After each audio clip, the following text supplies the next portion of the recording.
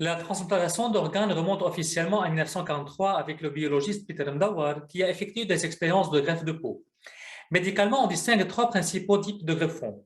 Les cellules souches adultes ou embryonnaires, les tissus comme le caroné et la peau, les organes comme le cœur, le rein et le foie. Mais également, on distingue deux types de transplantation selon le pronostic du receveur, soit pour sauver sa vie, comme le cas d'un cœur ou du foie, soit pour améliorer sa vie, comme le cas de la cornée.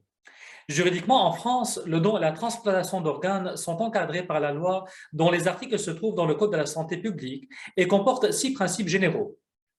1. Le consentement du donneur, qui depuis la loi Caillavet de 1976 est un consentement présumé.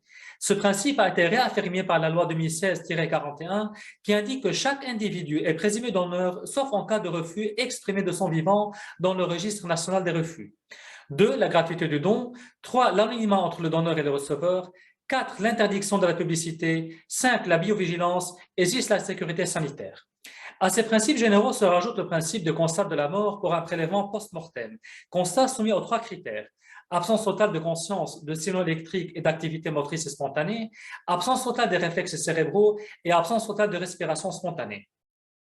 Éthiquement, le don d'organes ne pose pas de problème en soi s'il respecte les principes déjà cités.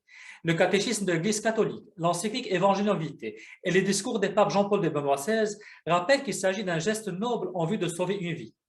Ceci dit, il faut prendre en considération quatre éléments. 1. Le don des gonades et du cerveau sont interdits parce qu'il s'agit des organes liés à l'identité personnelle. 2. La xénogreffe, c'est-à-dire la transplantation d'organes entre deux espèces, est à éviter parce qu'elle pose des enjeux sanitaires, juridiques et éthiques. 3. Il faut éviter tout trafic et toute commercialisation d'organes.